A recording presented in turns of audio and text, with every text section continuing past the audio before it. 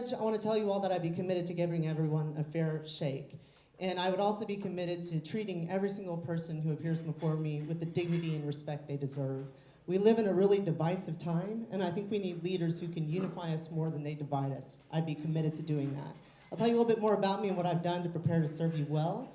I have been a lawyer here in Austin for over 15 years. I've tried to be a good leader, including as my current role as president-elect of the Austin Bar Association. I've also tried to be a good teacher of the law and a student of the law. I'm a frequent CLE, continuing legal education presenter, and I've also published articles and books on discovery, and that's something that consumes a lot of time for judges in our county. I have tried cases, I've prepared cases for trial, and I've handled cases and appeals in courts throughout our state.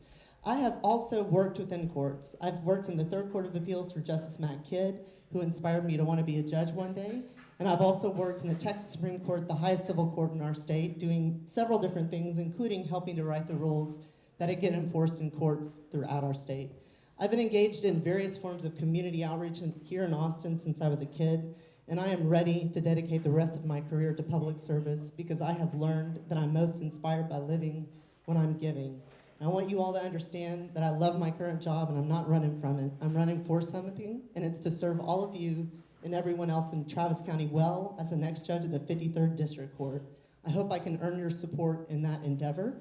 And I'll tell you, my first name is hard to just think John Lennon with a K, Kennon, and put it together with Wooten, like the good old Wooten. You get KennonWooten.com where you can learn a lot more about me. Thank you very much for your time. I appreciate you. All of these are countywide benches that will be won by Democrats. They will really be decided in the primary. I believe this one is vacant.